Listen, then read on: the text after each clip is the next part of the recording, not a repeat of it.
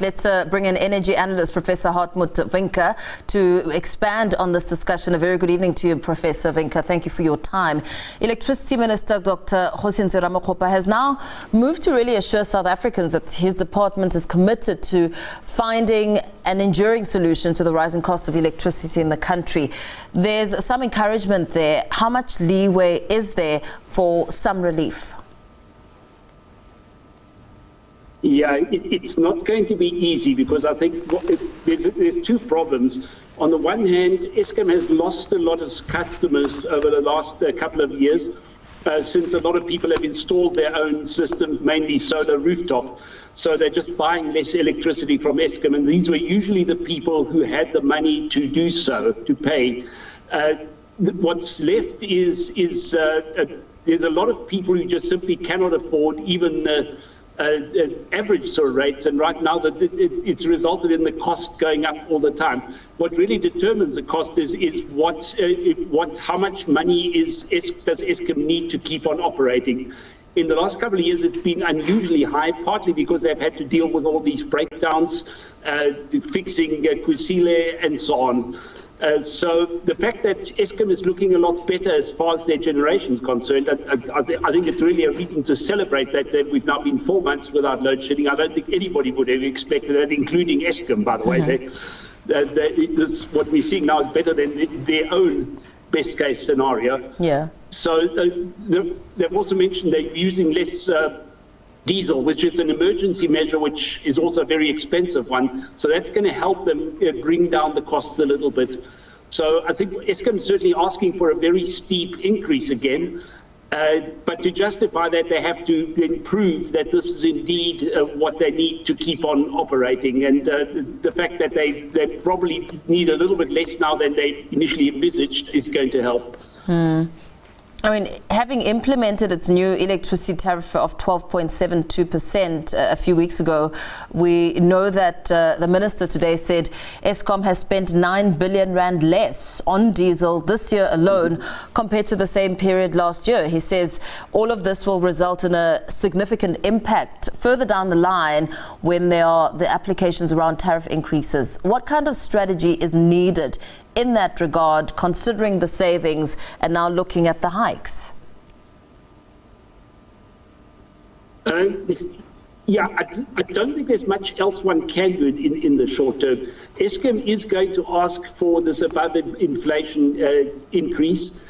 And my sense is in the past few years, they've usually gotten more or less what they wanted. They won't get quite as much as they're asking for, but I'm pretty sure it's still going to be an above inflation increase. They cannot continue doing this indefinitely, though, because they're just simply going to lose more and more customers.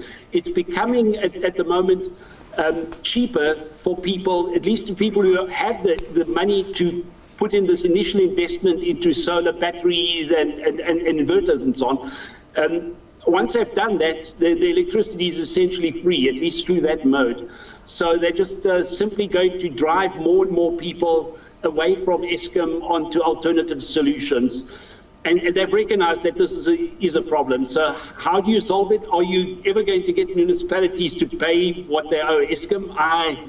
That's going to be a very tricky one. Yeah. So I don't have a solution, but now that we're out of we're not out of load shedding, but we are looking better as far as at least the availability of electricity is concerned. These are the potholes down the road. Yeah, as we look better insofar as electricity and availability is concerned, there's also talk around having to now review the annual tariff increase methodology. What will that take, and how effective will that be in assisting South Africans who are really just looking to cut down costs, more so the cost of electricity? Yes. It's been recognized as a problem, but I certainly don't have the solution. I don't get the sense that the minister has a solution either. It's going to be the old story that electricity is going to be too expensive for a lot of people to afford, and those that can afford it are just going to look at other options. So I don't have a solution for that, but that's ultimately where we're heading to. By the way, I don't agree with the analyst you had on earlier. I don't know how Eskom could save 80 billion.